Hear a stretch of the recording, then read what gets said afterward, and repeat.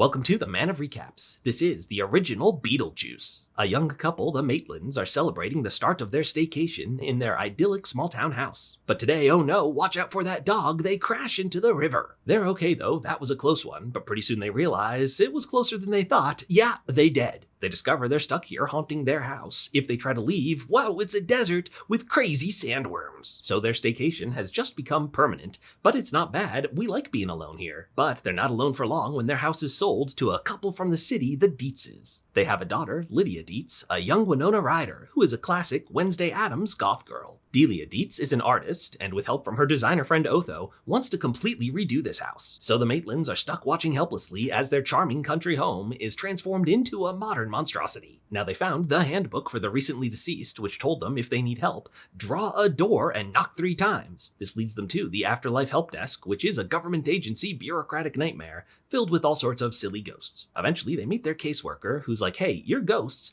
do some scary haunting stuff and scare them off. The Maitlands give it their best shot, but unfortunately no one can see them. No one, that is, except Lydia Deetz, who pretty soon tracks them down and they become her new ghost best friends. She's like, no offense, but you guys aren't scary. If you want to chase my parents out of here, you're gonna need some help. Earlier they saw a ghost commercial for Beetlejuice, a professional haunter, a bio-exorcist. To call him, you say his name 3 times, Beetlejuice, Beetlejuice, Beetlejuice, and oh yeah, the juice is loose. He's a funny, zany guy, but also a huge sleazeball, just an absolute creep. The Maitlands are like, let's not hire this guy, we can do it ourselves. So that night at the fancy dinner party, the Maitlands try a possession and make them all sing and dance to the Day-O Tally Me Banana song, which unfortunately was also not scary. That's the best time they've had in a while. Beetlejuice decides to show him how it's done. He busts out as a snake monster and, well, scares him real good. But he's taking it too far, maybe just gonna kill them all. So they say his name 3 times again to banish him back to wherever he's from. Hey mister, you're bad news. Now Mr. Deetz wants to monetize his haunted house, and to prove to the investor the ghosts are real, they're gonna do a summoning ritual. It summons the Maitlands so they can see them, but it looks like it's killing them again. So to save her friends, Lydia Deetz has to seek help from the ghost with the most. And so it's time, Beetlejuice, Beetlejuice, Beetlejuice,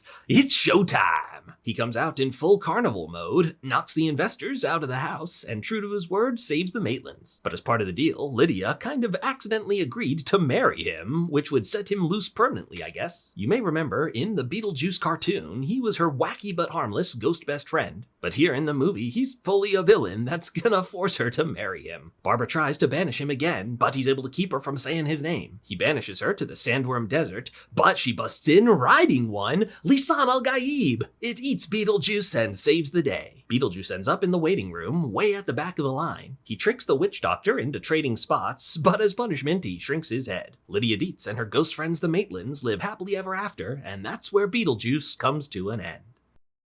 If you liked this recap, hit that subscribe button for more of the best recaps of TV and movies.